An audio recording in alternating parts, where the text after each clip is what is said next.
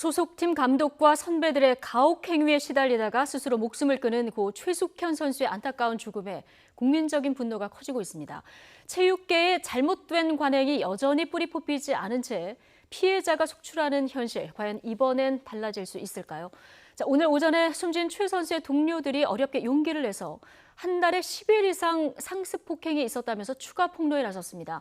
이른바 팀닥터로 불리는 운동처방사의 성추행 정황도 증언을 했는데요. 국회 문체위에서도 관계자들을 불러 긴급 현안 질의에 나섰습니다. 김영준 명지대 교수, 차재원 부산 가톨릭대 특임 교수 두 분과 이야기 나눠보겠습니다. 어서 오십시오. 네, 안녕하세요. 예. 고 최숙현 선수의 안타까운 죽음을 둘러싸고 지금 국회 차원에서도 이번 사건의 진상을 밝히겠다고 나섰습니다. 오전에는 동료 선수들 기자회견도 있었는데 영상으로 먼저 보고 오시겠습니다. 나와! 장난하나!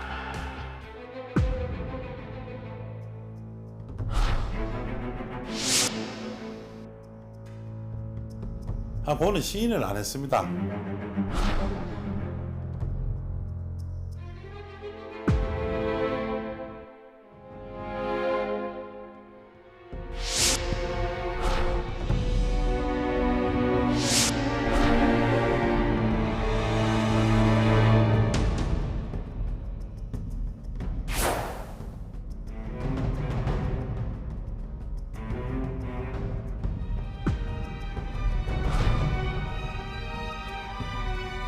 하기 싫지. 도망가고 싶고. 그때 잡아주고 때려주는 선생이 진짜다. 내가 겪어보기 그렇더라.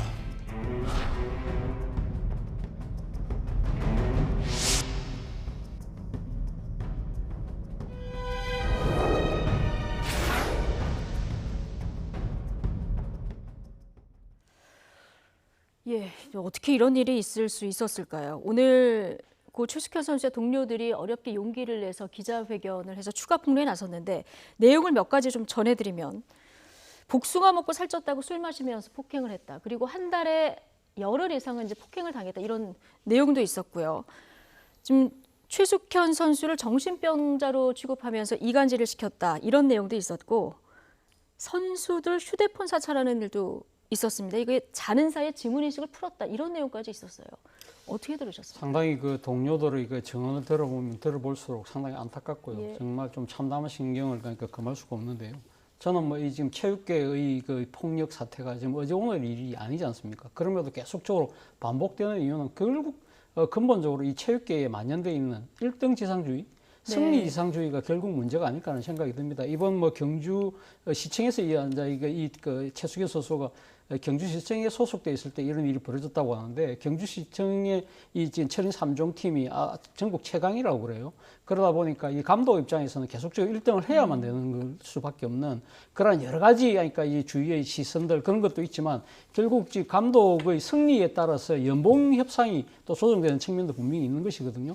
그러다 보니까 상당히 좀 그러니까 이런 강압적인 문화를 바꿀 생각을 전혀 하지 못했던 것 같아요. 그리고 또 한편으로는 경주시청 입장에서도 항상 뭐 철인 3종 경기는 우리가 나가면 1등 하니까 저렇게 좀 뭐 순수하게 강압적으로 하는 모습들을 폭력이고 인권 차원에서 접근하기보다는 열심히 하려고 하는 거구나. 열정으로 이렇게 받아들인다는 것이죠. 이러한 부분들이 상당히 저는 잘못된 것이 아닐까 생각이 들고 그리고 또 이번 지금 이 폭력 사태에 보면 감독뿐만 아니라 또 이 아주 메달리스트라고 하는 이 지금 상당히 이 간부급 선수도 가담을 했다고 그래요. 그렇다고 한다면 이러한 선수 같은 경우는 저 선수는 충분하게 좋은 1등을 하니까 저 선수가 하는 나름대로 후배에 대한 좋은 방식, 지도 방식 이런 것들은 우리가 다들 그러니까 적정하게 받아들여줘야 돼. 이러한 식의 그 온정주의도 저는 상당히 큰 문제가 아닌가 하는 생각이 듭니다. 그렇다고 한다면 이런 그 선배 선수들이 지도받은 선수들이 결국 자신이 또다시 선배의 자리에 갔을 때는 또 폭력이 대물림될 수밖에 없는 상황이 될 수밖에 없다. 그렇다고 한다면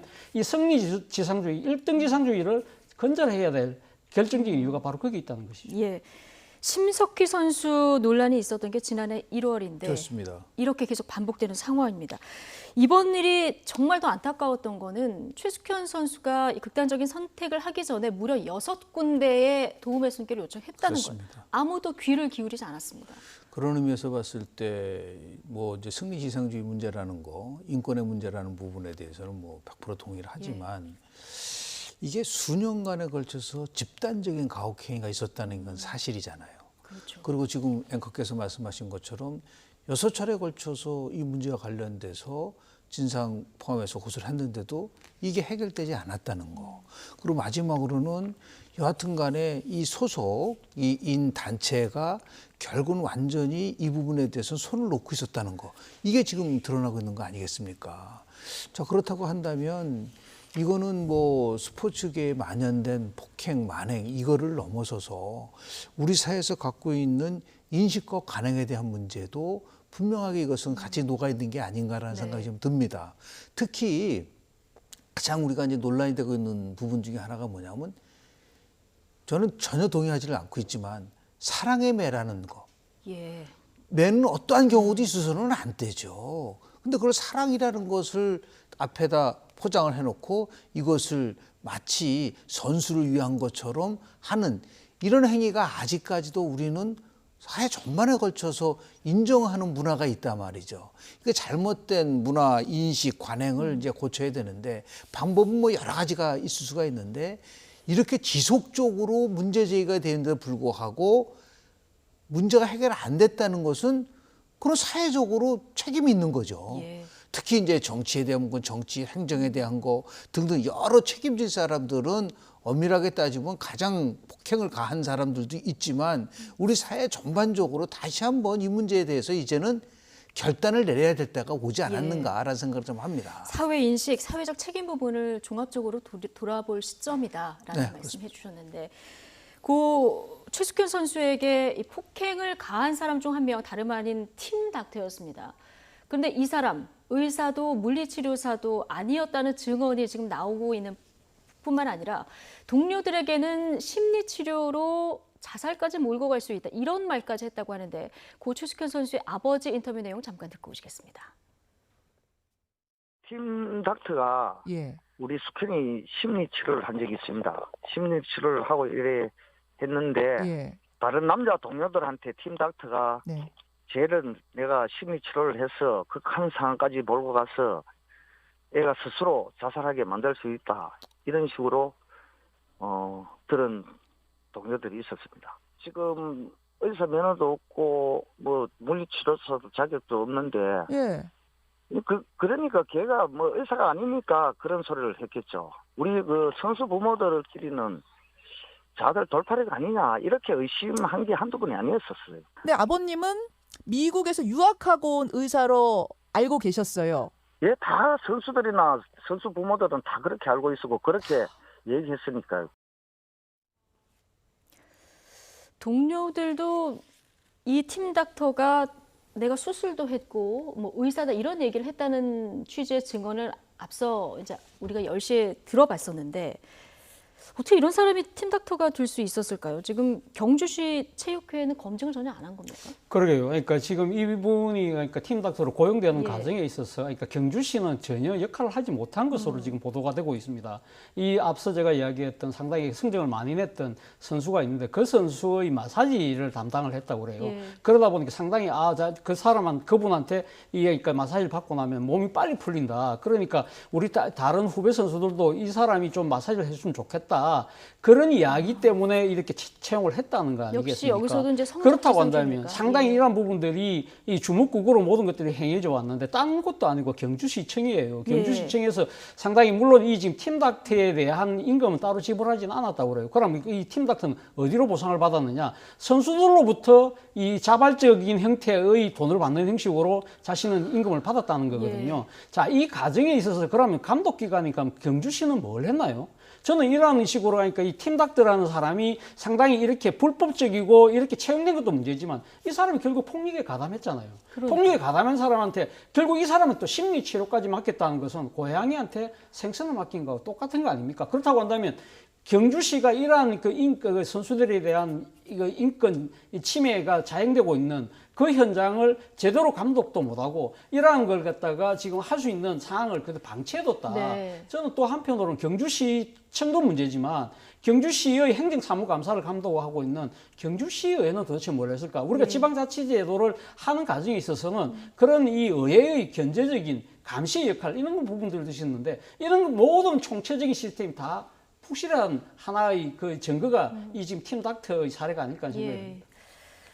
자, 오늘 그 여러 가지 이 팀 닥터에 대한 증언 중에서 가장 충격적인 부분이 있는데 심리 치료를 하면서 선수를 자살로 몰고 갈 수 있다. 그렇습니까? 이런 얘기를 하고 다녔다는 거예요. 이 증언이 지금 여러 각도에서 나오고 있는데 이건 좀 엄중하게 책임을 물어야 될 필요가 있을 것 같습니다. 일단 먼저 진상 조사가 예. 이제 이루어진다고 한다면 아주 낱낱이 이제 밝혀져야 될 거라고 저는 보는데요. 지금 두 가지가 여전히 지금 우리가 이해가 안 되는 부분이 있잖아요. 근데 그것이 공공연하게 지금 이루어졌다는 데 대해서 방치된 상태잖아요. 예. 저렇게 뭐 죽음으로 몰아갈 수 있다라고까지 얘기했는데도 불구하고 엄밀하게 따지면 어떠한 사건이 발생되기 전에는 그 징후라는 게 나타나거든요. 그래서 아직 굉장히 나쁜 징후가 나타남에도 불구하고 그것을 제어할 수 있는 장치가 거의 이루어지고 있지 않다. 두 번째는 뭐냐면 아마도 제가 볼 때는 이 경주시 팀만이 아니라 다른 쪽에서도 우리 사회에서 뿌리 깊게 박혀 있는 삐뚤어진 연고주의가 작동될 가능성이 저는 굉장히 컸다고 봅니다. 예. 그러니까 실력과 무관하게 아름아름 사람을 고용하고 그리고 표준화되지 않은 절차에 따라서 모든 것이 이루어지다 보니까 그것을 좋은 의미에서 관행이라고 얘기를 하면서 다 덮어졌던 부분들이 있거든요. 예. 그래서 즉각적으로 이 부분에 대해서는 국회 차원에서 진상조사도 이루어져야 될 뿐만 아니라 정부 차원에서도 무엇이 문제인가에 대해 뭐 대통령이 직접 지시를 한 거를 넘어서서 이거는 부모를 가진 입장에서 봤을 때는 너무너무 마음이 안타까운 일이기 때문에 조속히 빨리 이 문제와 관련돼서 그리고 다만 이것을 지금 국회 차원에서도 조심해야 될 부분은 이게 또 무슨 뭐 정쟁의 거리로 가서는 절대로 저는 안 될 거라고 봅니다. 차분하게 예. 진상을 밝히는 쪽에 총력을 기울일 수 있도록 여야가 빨리 좀 국회가 또 이제 다시 이제 열리지 않습니까? 예. 이 문제를 가장 빨리 시급하게 취급해서 좀 납득할 수 있는 그런 진실이 좀 밝혀졌으면 좋겠다는 생각이 좀 듭니다. 예, 어쨌든 국회에서도 지금 진상조사에 착수를 했으니까 이 상황을 좀 보도록 하고 자 이런 가운데 핸드볼 선수 출신이죠. 이모경 민주당 의원이 최숙현 선수 동료 선수하고 통화한 그 내용이 알려지면서 좀 파장이 있는 것 같습니다. 물론 이제 이모경 의원은 짜깁디다 이렇게 반박을 하고 있는데 어떤 내용입니까?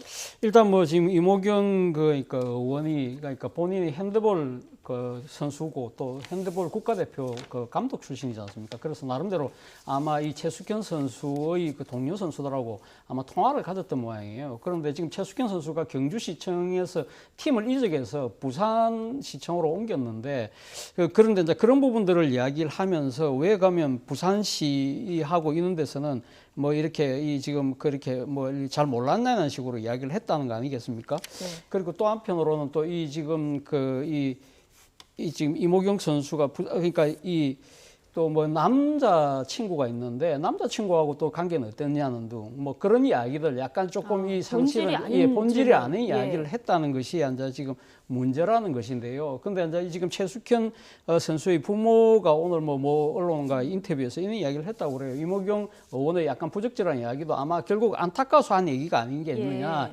이해를 한다는 이야기를 했는데요. 뭐 물론 이모경 의원은 이 부분에 그러니까 지금 일부 언론 보도에 대해서 강하게 지금 본인은 그런 뜻이 아니다. 본인도 선수에게 진짜 안타까워가지고 그건 진상을 조사하는 차원에서 여러 가지를 여러 가지 이제 짚어보는 과정에서 그런 이야기를 했다고 이야기하는데요. 저는 뭐 이모경 의원의 그런 이야기는 뭐 전부 다 충분히 뭐 나름대로 아마 나름대로 진정성을 갖고 조사를 한 거라고 저는 봅니다만. 그럼에도 불구하고 저는 민주당 의원들이 최근 자신들에 대한 여러 가지 그러니까 지금 약간 안 좋은 보도가 나올 때마다 항상 하는 이야기 중에 일종의 보수 언론이 불순한 정치적 목적을 가지고 자신을 공격한다는 그런 그 프레임을 짜는데 이번에 이모경 선수도 똑같은 이야기를 했어요. 그러니까 지금 이 지금 보수 언론이 지금 이 여러 가지 문제가 드러날 그러니까 두려워하는 보수 체육계가 보수 언론을 이용해서 자신을 공격한다는 그런 프레임을 이야기를 하는데 저는 그런 부분들은 상당히 좀 잘못된 것이 인식이 잘못된 것이 아닐까 하는 생각이 듭니다. 물론 자신에 대한 여러 가지 비판 자체가 좀 잘못된 팩트에 근거해서 돼 있다고 한다면 그 부분을 조목조목 반박하고 또 국회의원으로서 향후 이 지금 그러니까 진상조사와 대책을 그 기한 만들어내는데 최선을 다하면 되는 것이지 이런 식의 프레임을 짜서 자신에 대한 여러 가지 비판들을 차단한다? 이러한 행태는 저는 결코 좋아 보이지는 않습니다. 예. 자, 오늘 동료 선수들 그 증언 내용 중에 이런 얘기를 하더라고요. 폭력이 무서웠는데 그게 운동 선수들의 세상인 줄 알았다.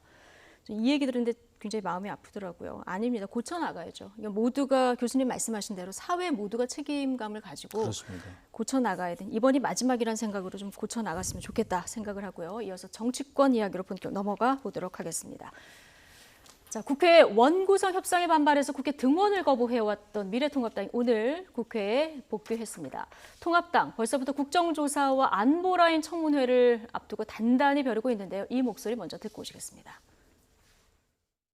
문재인 대통령이 트럼프 대통령에게 전했다는 김정은이 1년 내에 완전한 비핵화를 하겠다고 약속했다는 거짓말 국정조사하겠습니다. 위안부 할머니들을 사리사욕의 미끼로 삼은 윤미향 씨의 치졸한 행태 국정조사로 밝혀내겠습니다. 법치주의를 근본부터 흔드는 한명숙 재수사 소동, 울산 선거 부정사건, 법무부 장관과 여권의 윤석열 검찰총장 몰아내기, 국회에서 반드시 진상을 규명하겠습니다.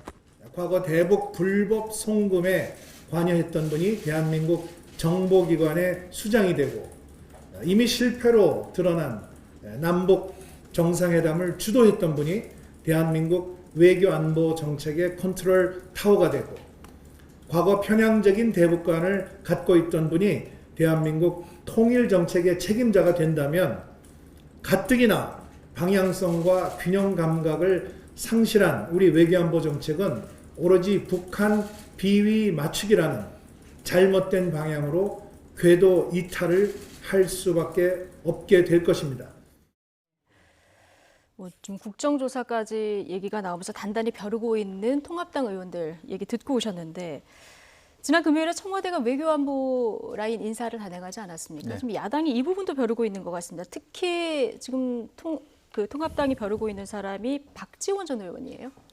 지금 문재인 정부의 가장 큰 업적이라고 하면은 예. 한반도 평화 체제 구축이었었고요. 남북 관계 개선이 굉장히 상징적인 그러한 정책이었잖아요. 그런데 실제 지금 남북 관계는 좀 꼬여 있고 문재인 대통령의 이제 임기가 그렇게 많이 남은 거는 아닙니다. 이번 11월 달이 되면 이제 3년 6개월이 지나기 때문에 그렇다면 마지막 본인이 최선을 다해서 했었던 정책을 마무리 싶어 하는 그러한 나름대로의 욕구는 분명히 있다고 보고요. 네. 그러니까 저는 오히려 굉장히 뭐 탕평이다, 더 나가서 아주 신의 한 수다 이런 평가도 예. 있지만 거꾸로 본다면 굉장히 문재인 대통령이 절박하다고 저는 보고 있어요. 예. 여하튼 간에 돌파구를 마련해야겠다고 한다면 새로운 팀을 가지고 이거를 극복하는 것보다는 이제 박지원 뭐 지금 국정원장 내정자에 대한 평가는 뭐 굉장히 극과 극이에요. 네. 그러나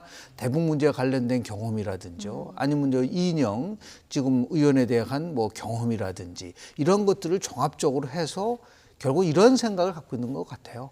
결국은 국민들이 성과로 평가받겠다라고 하는 대통령의 의지가 예. 적극적으로 반영된 것은 아닌가. 국정원장을 본인의 정적과도 같은 사람을 임명했다는 것 자체는 나름대로 그렇죠. 그런 굉장히 굉장한 깜짝 깜짝 발탁이라고 볼 수가 예. 있고 결국 뭐냐면 어떻든 형태든 간에 성과를 내야겠다라고 하는 그런 절박함에서 나온 것이기 때문에 이 문제를 가지고 다시 또 뭐 이제 정책에 대한 부분들보다도 얼마만큼 성과를 낼 수 있느냐에 대한 부분들을 조금 객관적으로 보고 그것을 통해서 이제 평가를 할 수밖에 없는 그러한 지금 상황이 아닐까라는 예. 생각을 좀 합니다.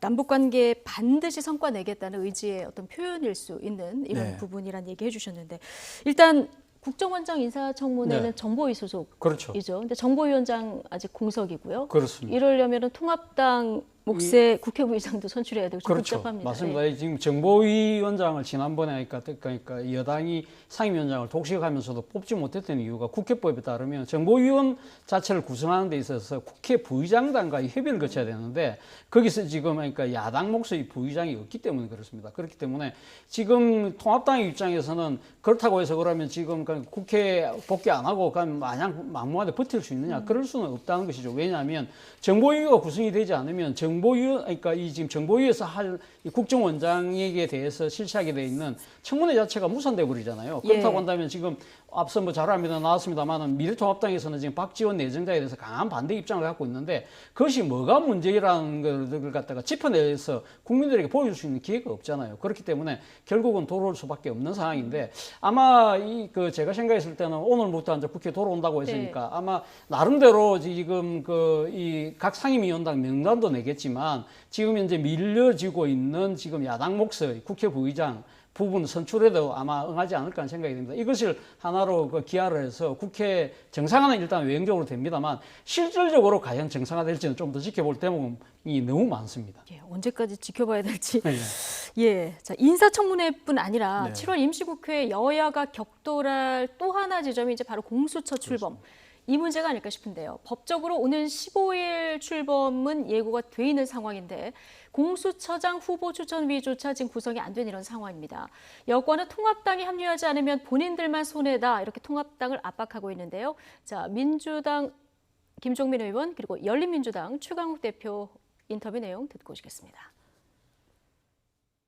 통합당이 이걸 거부하는 거는 저는 가능하지 않다 이렇게 봅니다. 왜냐하면 이게 이제 법을 안 지키는 거거든요. 결국은 우리 국민들이 어떤 법에 대해서 찬반 의견이 있을 수는 있지만 법이 이렇게 입법이 되면 내가 지지하지 않는 법이라 하더라도 또 나에게 손해가 되는 법이라 하더라도 지켜야 된다. 네. 이게 이제 우리 국민들의 합의 사항이잖아요. 통합당이 의견이 좀 다른 법이라 하더라도 법은 지켜가면서 추천위원은 내서 그 안에서 그 공수처장 후보를 논의할 때 통합당의 의견을 적극적으로 개진하는 방식으로 그렇게 가지 않을까 그렇게 전망을 해봅니다.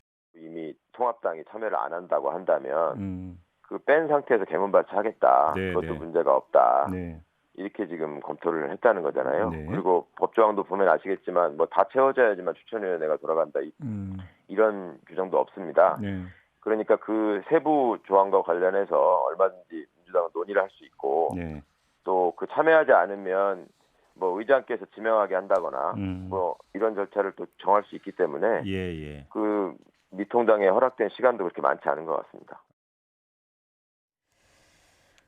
지금 마지막에 들었던 최강욱 열린민주당 대표 얘기를 보면은 통합당 뺀 상태에서 개문 발차하는 거 크게 문제 없었다. 이제 여당이 검토하고 있다 얘기하면서 그 법조항도 보면은 다 채워져야 추천위원회가 돌아간다 이런 규정도 사실상 없다. 그래서 괜찮다 이런 의견인데요. 어떻습니까? 끝까지 통합당이 참여를 안 하면 민주당 그 공수처 출범 민주당이 단독으로 밀어붙일 가능성도 있다고 보십니까? 일단 이제 김종민 의원의 얘기 중에서 예. 눈에 띄는 거는 뭐냐면 법대로 한다고 얘기를 하잖아요. 네.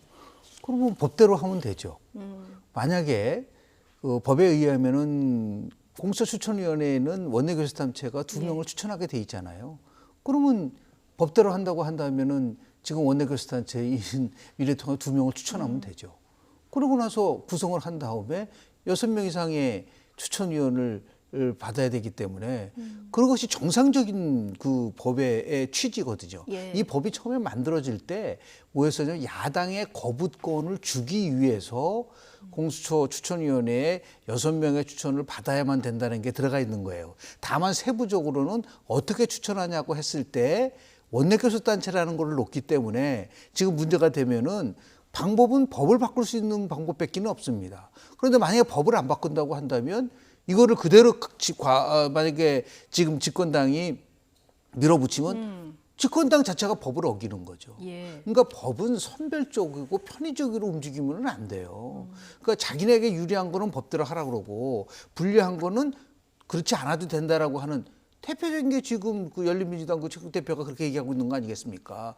법조인 출신이 법을 저렇게 자기적으로 해석을 하고 국민의 대표로서 활동을 한다고 한다면 이건 설득력이 굉장히 떨어질 수 있는 부분이 있기 때문에 종합적으로 법이 만들어진 배경과 그 정신과 그리고 절차를 지켜야 나가야 된다라는 그 원칙에 대해서는 여야 모두가 지켜야 된다라는 말씀을 좀 드리고 싶습니다. 통합당도 그런데 지금 교섭단체 야당이 한 당밖에 없기 때문에 네. 그 후보 추천 과정에서 뭔가 실력 행사를 할 수 있는 이런 상황 아니겠습니까? 그렇죠. 그렇다면 지금 와서 이제 공수처법을 반대한다, 실효성이 없는 것보다는 이 과정에서 조금 힘을 모으는 것이 낫지 않을까요? 그런 지적도 그러니까요. 나옵니다. 제가 지난주에도 뭐 여기서 말씀드렸습니다만 지금 현재 공수처법에 의하면 7명이 추천위원이고요. 그중에서 6명이 동의를 받아야만 이 지금 후보가 선출이 될 수 있는데 그중에서 지금 7명 중에 2명을 지금 야당 교섭단체가 추천하도록 되어 있습니다. 그렇다고 한다면 이 법대로 한다고 한다면 미래통합당 입장에서는 자신들이 반대하면 어떠한 사람도 공수처 후보를 그러니까 될 수가 없는 상황이라는 겁니다. 그렇다고 한다면 제가 지금 이 지금 미래통합당의 지도부라고 한다면 이렇게 지금 현재 주어진 법상의 그런 이 거부권을 최대한 그 행사를 해서 자신들이 상당히 그러니까 집권 세력이 지금 그러니까 막무가내로 밀어붙이려는 인사에 대해서 철저하게 견제를 하고 이 과정에서 이 지금 그 공수처가 갖고 있는 문제점들을 드러내고 여기서 국민적 동의를 받아내는 것이 저는 오히려 그것이 효과적인 투쟁의 방법이 아닐까라는 생각이 드는데 단순하게 지금 이 법이 지금 헌법재판소의 그러니까 위헌 소송을 제기해놨기 때문에 이 결과를 지켜볼 때까지는 이 결과가 나올 때까지는 아무것도 못하겠다고 이렇게 버틸 경우에는 오히려 국민들 입장에서는 저거는 무조건 반대를 위한 반대네, 정치적 목리잖아. 이렇게 될 경우에는 아까 김종민 의원이 이야기했던 대로 일종의 그러니까 지금 이 여권의 입장에서는 여당의 입장에서는 자신들 입장에서 그냥 공수처법을 개정할 수도 있다는 것이죠. 그러니까 이 지금 보십시오, 국민 여러분, 이렇게 이 자신들이 주어진 그러니까 거부권 행사도 안 하고 모든 걸 다 이렇게 전면적으로 거부하고 있는 야당과 우리가 뭘 하겠습니까? 그렇다고 한다면 지금 이 통과되어 있는 법안 자체도 지금 시행이 못하고 있는데 그렇다고 하면 우리는 무리를 해서라도 법을 바꿀 수밖에 없습니다. 이런 식으로 국민들한 국민 여론에 호소할 수도 있다는 것이죠. 그 빌미를 미래통합당이 저는 제공하려는 그런 모습인 것 같아서 정말 조금 이해가 잘 되지 않습니다. 자, 이런 상황에서 지금 검찰과 법무부 갈등도 심상치 않은 이런 상황입니다. 추미애 법무부 장관이 수사 지휘권 발동을 한 이후에 지난주 금요일에 이제 전국 검사장 회의가 열렸고 오늘 관련 내용이 이제 정식 검찰총장에게 보고가 되고 결단을 내려야 하는 순간인데 일단 전체적으로 의견을 보면은 공문 1항에 있었던 전문수사자문단 이거는 좀 걷어들이는 쪽으로 의견이 모아진 것 같고요. 그런데 그 2항에 있었던 검찰총장은 수사 라인에서 배제하는 이 부분에 대해서는 좀 문제가 있다 이렇게 의견이 모아진 것 같아요. 자, 이렇다면 이걸 다 듣고 오늘 윤석열 총장이 뭔가 의견을 내놔야 될 텐데 선택지 가운데 어떤 가능성이 높다고 보십니까? 일단 뭐 검사장 회의에서 나온 거 지금 앵커께서 말씀하신 것처럼 지휘권 발동을 재고해달라는 거로 가겠죠. 지금 이제 검찰처법 8조와 검찰처법 12조가 충돌되고 있는 거 아니겠습니까? 지금 전문수사단에 대한 부분들은 벌써 이제 지휘권 발동을 받아들이자라는 게 대세예요. 그러나 검찰총장에게 모든 수사 지휘권에서 손을 떼라고 한다는 거는 그거는 검찰청법 조차를 위반하는 거란 말이에요. 그 위법이고 부정이다라는 게 지금 검사장 회의이기 때문에 결국은 이것을 조금 전에 제가 말씀드린 것지만 왜 우리는 어떤 법을 적용시킬 때 자신들에게 유리한 법 조항만 보냐는 거죠.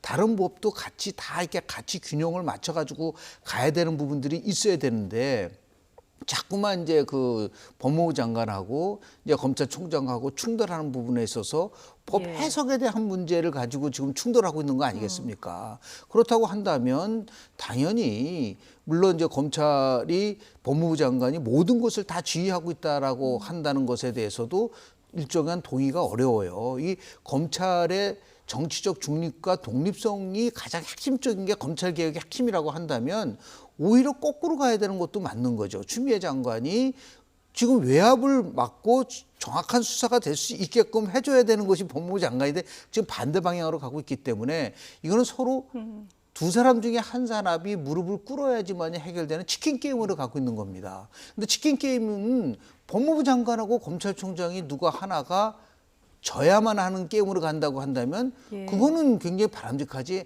아는 거기 때문에 이거를 해결할 수 있는 방법, 예를 들어서 이렇게 나오면 다시 또 추미애 장관은 윤석열 장관에 대한 감찰을 시작하겠죠. 예. 그리고 직무 배제를 하겠죠. 그럼 다시 또 총장은 직무 배제에 대한 잘못된 것이라고 해서 가처분 신청을 하겠고, 이런 식으로 혼란이 온다고 한다는 것은 가뜩이나 지금 모든 상황 속에서 국민들이 굉장히 뭐 부동산 대책 문제를 포함해서 여러 가지 문제가 있는데 이렇게 갈등을 일으키는 건 결코 바람직하지 않기 때문에 해결할 수 있는 방법은 임명권자가 이 부분에 대해서 분명하게 두 사람을 불러서 다시 이 문제를 해결할 수 있는 지혜를 모으는 것이 오히려 바람직한 게 아닌가. 결국 이거는 생각합니다. 청와대가 나서서 풀 수밖에 없는 문제다 이렇게 그렇죠. 대통령이 보시는 임명권자이기 건데요? 때문에 검찰총장과 관련된 부분의 핵심적인 거는 무슨 외청이기 때문에 법무부 장관 말을 다 들어야 된다는 추미애 장관의 말은 그동안의 역사를 보면은 받아들이기가 어려워요. 그러니까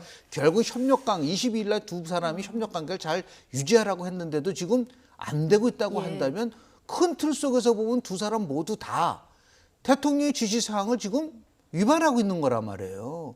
이거를 풀 수 있는 사람은 결국은 기강을 다시 잘 잡기 위해서라도 대통령이 두 사람을 불러다가 이 문제와 관련돼서 정확하게 해법을 제시해야지만이 그게 국정운영 최고 책임자로서의 책무가 될 수 있지 않을까라는 그래서 생각을 공방과 합니다. 공방이 이어지다 보면 결국 풀 수 있는 건 청와대밖에 없다는 그렇습니다. 말씀해 주셨는데 복잡합니다. 일단 지금 말씀해 주셨듯이 이 재지휘는 추미애 장관이 이미 검사장 회의가 그렇죠. 있던 날 이거 안 받겠다. 안 받겠다고 이야기를 이미 얘기를 선을 그었고 이렇게 요청하면 말씀하신 대로 감찰 바로 갈 것 같고요. 네.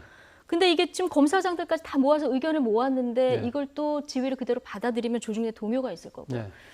윤석열 검찰총장이 굉장히 진퇴양난인 이런 상황인 것 같습니다. 일단 뭐 윤석열 총장 입장에서는 아마 지금 검사장들이 의견을 모은 대로 아마 지휘를 좀 그러니까 제지 요청을 하겠죠. 그러니까 지금 추미애 장관의 지휘권에 대해서 재고를 요청을 할 가능성이 저는 상당히 높다고 보고요. 만약에 그 과정에서 가면 지금 이 추미애 장관이 아니다, 이거 나는 그대로 갈 수밖에 없다고 이야기를 할 경우에는 본인 입장에서는 아마 이러한 이 지휘권 행사에 대해서 가처분 신청 또 더 나아가서는 권한쟁의 심판까지 헌법재판소에다 제기하지 않을까 하는 생각이 듭니다. 권한쟁의라는 것 자체는 국가기관 간의 권한의 그러니까 이 지금 그러니까 행사 과정에서의 충돌 이런 부분들에 대해서 이제 헌법재판소가 이제 판결을 내리는 부분인데요. 뭐 일각에서는 그런 이야기도 있더라고요. 만약에 이 지금 그 윤석열 총장이 권한쟁의 심판을 만약에 그 헌법재판소에다 낼 경우에는 아마 장관 입장에서는 이거 완벽한 거부는 아니기 때문에 막 감찰까지는 안 들어갈 수도 있다고 이야기를 전망하는 시선도 있는데 제가 봤을 때는 추미애 장관의 이 여러 가지 지금 그러니까 성격상 또 그동안에 해온 걸 보면 저는 아마 감찰을 지시할 가능성이 상당히 높다고 생각합니다. 그러면 지금 이제 거치 문제까지 이제 상당히 이제 불거질 수밖에 없는 상황이고 그러면 더 큰 혼란이 생길 수밖에 없는 상황이거든요. 자, 그렇다고 한다면 앞서 저는 뭐 김영준 교수님 해법에 저는 상당히 좀 찬성하는 입장인데요. 저는 사실 지금 검찰총장이나 지금 그 법무부 장관에 대한 임명권은 대통령이 갖고 있습니다. 그죠? 그렇다고 한다면 국가기관이, 그러니까 다른 기관도 아니고 그러니까 행정부 소속의 국가기관이 이렇게 부딪히는 과정에서 과연 그동안은 그러면 이런 사회가 있을 경우에는 가면 기관이 따로 이 지금 그 헌법재판소에 권한쟁의 심판하는 걸 갖다가 청와대가 지켜봤느냐? 그렇지 않거든요. 청와대는 사실 국가의 행정의 총 컨트롤 타워로서 이 중재, 조정의 그런 역할을 한다는 겁니다. 그렇다고 한다면 이 서로의 수장이 서로 다른 입장으로 충돌을 될 때 굳이 저는 뭐 대통령이 두 사람을 불러서 면담해서 이렇게 이야기한다는 것보다는 뭐 이 청와대의 법무참모들이 있지 않습니까? 이런 차원에서 국민들이 공감할 수 있는 차원에서의 이 중재, 조정 이러한 역할은 저는 청와대가 당연히 해야 될 몫이 아닐까 하는 생각이 듭니다. 이런 문제가 길게 끌면 끌수록 저는 이 피해를 보는 쪽은 결국 전체 국민의 이익이 아닐까 하는 생각이 듭니다. 아, 그렇군요. 이 지금 국민들 의견도 법무부 장관이 잘한다, 검찰총장이 잘한다 이게 딱 절반으로 그렇죠. 갈려져 있는 그러니까 이런 뭐 지금 뭐 조금 차이가 나지만 저 55, 100%라는 생각이 들거든요. 결국은 이것이 또 다른 지난 가을의 서초동과 강화문의 그런 진영간의 광장의 정치처럼 그렇게 나아간다고 한다면 이건 앞서 제가 말씀드린 대로 그건 국민의 이익과 충돌될 수밖에 없다는 겁니다. 이럴 경우에 하나의 관행을 좀 만들었으면 좋겠어요. 대한민국 헌법 86조 2항을 보면 국무총리는 대통령을 보좌하며 대통령의 명을 받아 행정을 총괄한다고 돼 있어요. 네. 그러니까 바로 대통령 쪽으로 가기 부담이 된다 하면 국무총리가 두 사람을 불러서 예. 충분히 조율을 하고 해법을 찾아할 수 있는 그런 것도 하나의 관행으로 만들 수 있지 않을까라는 생각을 좀 개인적으로 합니다. 예. 알겠습니다. 이것은 법무부와 검찰이 아닌 청와대나 국무총리 선에서의 어떤 중재가 필요하다. 그렇습니다. 예. 자, 마지막으로 오늘 나온 여론조사를 좀 살펴볼 텐데요. YTN과 리얼미터에서 조사한 대통령 지지율 한번 보겠습니다. 긍정이 49.8까지 지금 내려와 있고요. 부정이 45.5%까지 지금 올라와 있는 이런 상황입니다. YTN 여론조사 기준으로 15주 만에 지금 40%대로 내려왔거든요.